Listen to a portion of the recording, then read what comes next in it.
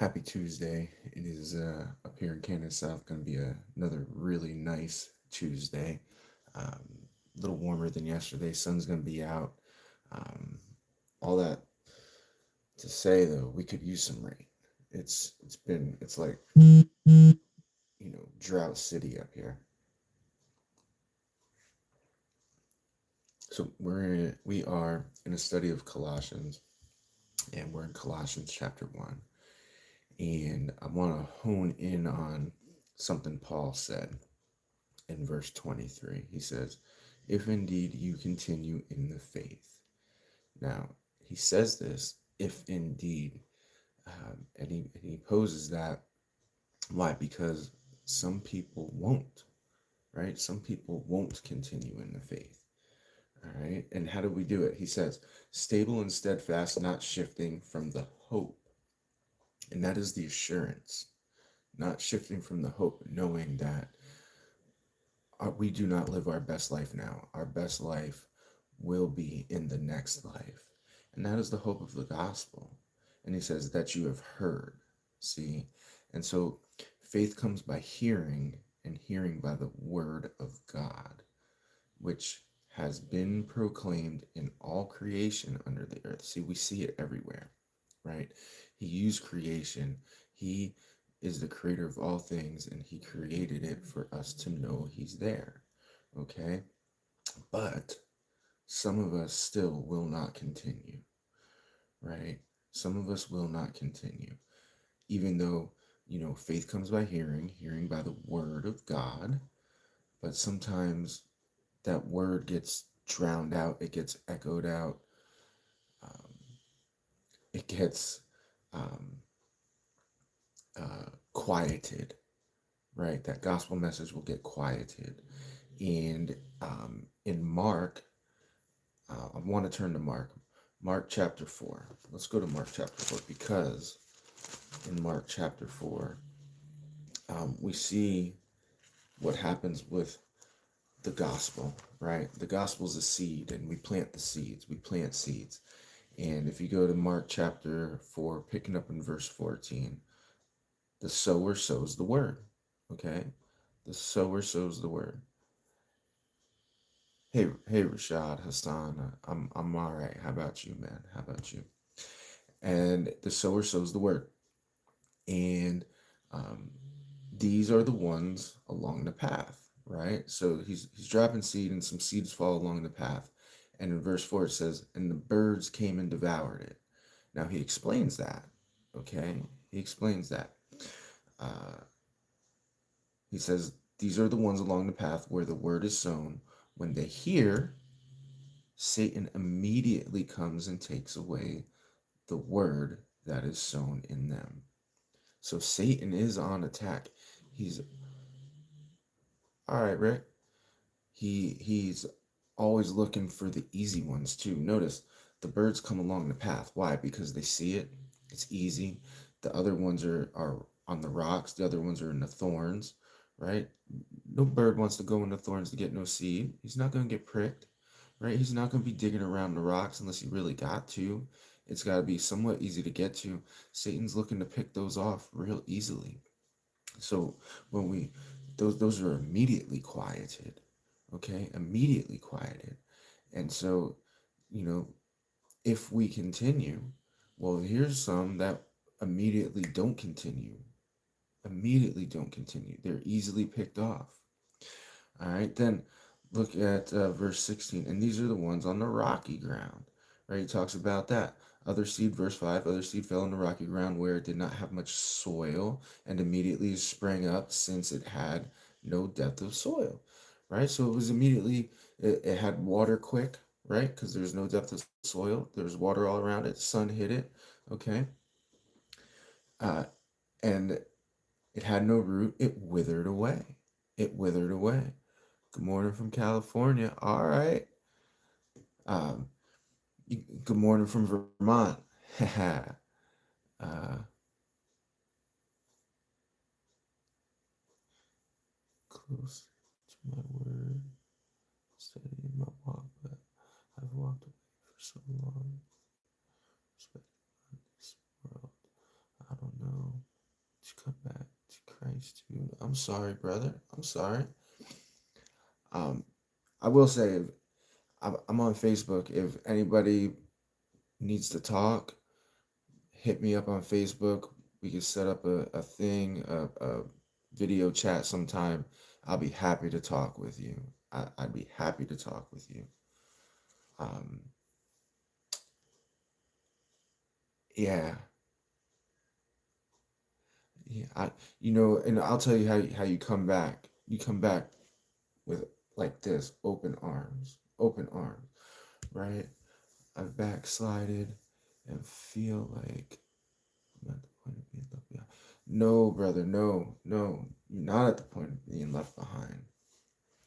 No, you sometimes, listen, I've been there where I just close myself off, and I want to tuck in and I want to keep things in and suppress these things that I'm dealing with and these root things. And instead of doing this, you got to be like this, man. You got to be like this. And you got to, like Jesus did this on the cross. He didn't do this, right? We got to do this. Don't do this. You know, I encourage anybody, no, man, you're not left behind, Google user. You're not left behind. I would say don't leave him behind.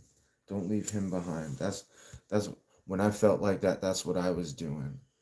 Right? That's what I was doing. And like I said, please, if anybody feels like they're in that place, hit me up on Facebook. I'll set up a message and we can chat, man. We can chat. All right. So that soil, right? That soil didn't have very much, so it gets the nutrients quick, but then the sun hits it and it withers. Okay, and it withers. And then he explains that, right? On the rocky ground. Those are the ones when they hear the word immediately they receive it with joy. Yes. Yes. And they have no root in themselves but endure for a while. Then when tribulation or persecution arises on account of the word, immediately they fell away. See, this is not you, because immediately you see you're struggling with it, see? Otherwise immediately you would have fallen away. That's not you, right?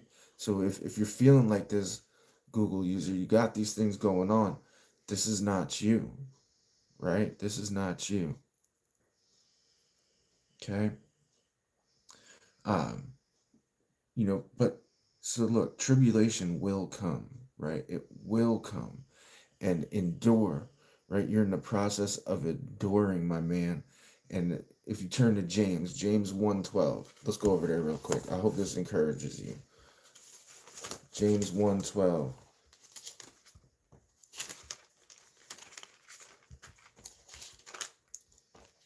Almost there, almost there. James 1 verse 12. Blessed is the man who remains steadfast under trial. Okay, blessed. This is a trial, right? This is a trial. But if you remain steadfast, it says blessed. For when he has stood the test, he will receive what? The crown of life. You're not left behind. You're not left behind. You're being proofed. There's something that's got to be shed away. If you was, it said immediately, right? Immediately he fell away. It's not immediate for you. You're in this process of being proofed, okay? Uh, and he will receive the crown of life, which God has promised to those who what? Love him. Those who love him. Don't fall away from him. He loves you, right? He loves you. And this proofing is going to show that, okay? It's going to show that, man. And others are the ones sown among the thorns. They are those who hear the word, but the cares of the world and the deceitfulness of riches and the desires for other things enter in and choke the word, quiet it. It deafens the word in your ears, and it proves unfruitful. Okay, it proves unfruitful. Yeah, those things of the world, right? When you have a chance, go to 1 John 2:15 through 17. These are the things that the world uses. It's the lust of the flesh, lust of the eyes, pride of life, those things get in there, right? Lust of the eyes quiets the word. Lust of the flesh, right? These things we feel quiets the word. Pride of life, I have to elevate myself when the word says I got to subject myself to be elevated, right? Quiets the word. Okay, it's faith comes by hearing, hearing by the word of God, y'all. Hearing by the word of God. And so when those things get involved and it twists things around, right? That's what chokes us, right? It chokes us out. Okay, and so it chokes the word and it proves unfruitful, and it proves unfruitful. On the day of California, schedule one that's been past year still going. I just left my family and friends alone. If not, to stay away from temptation. It's not worth it. That's right. It's not worth. Listen, if you know something's a temptation, what's Jesus say? If my eye tempts me, it's better to pluck it out than to go into hell with two eyes than into heaven maimed with one. Right? So if we got to put up those safeguards, we have to put up those safeguards, man. And sometimes it does mean separating from family, as hard as it is, but you know, I God's gonna bless you, man. God's gonna bless you.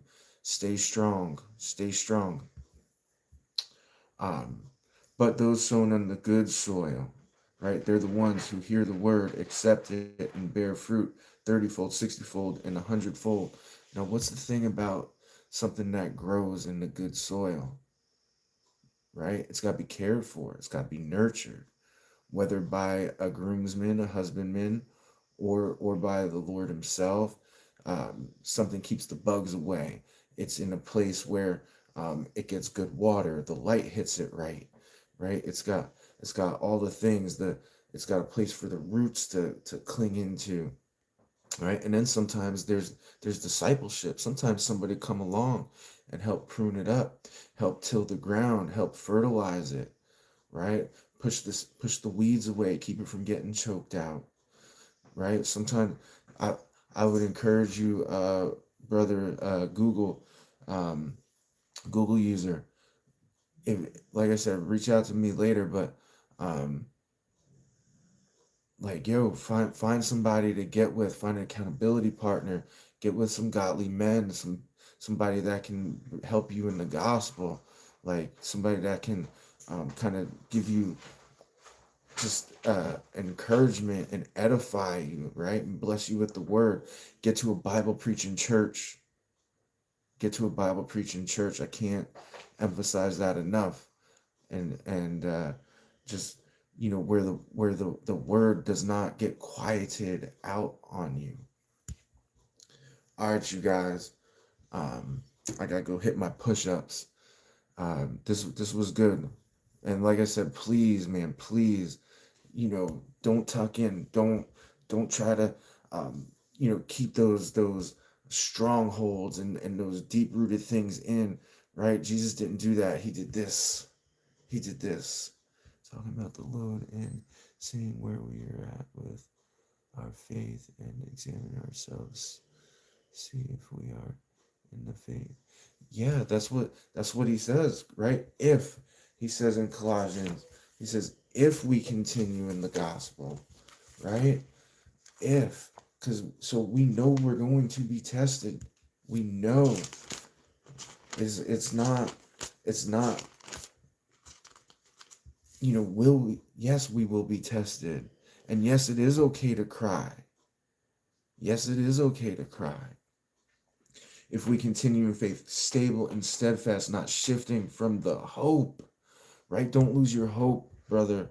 Google user, do not use your hope, okay? Do not lose it, right? Of the gospel you heard, which has been proclaimed in all creation. And look, even if even if you can't get into word, I promise if you look around, you will see Christ in everything. You will see him, he is there. You will see him, he is there. And I'll be praying for Patrick Mahomes too. I did not see that. But man, look, there, mm, So we didn't get very far today, but I'm so glad we got where we got. I believe, God does not make no mistakes. How do you interpret when Christ said, unless you eat the flesh of the Son of Man, you shall not enter the kingdom? Well, he's the bread. He's the bread. Okay. And we live not by bread alone, right? We live not by bread alone. So you've got to, and it's like the word. You got to, are you picking up what I'm putting down? Essentially, is what he's saying. Like, hey, man, here's the gospel. I'm telling you what you got to do.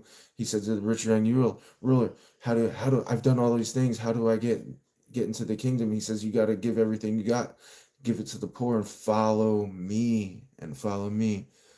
I agree, but Christ came to make visible the invisible. To the bread we must be visible, to us not visible. I'm not sure I understand that voice in the wilderness. I'm not sure I'm picking that up.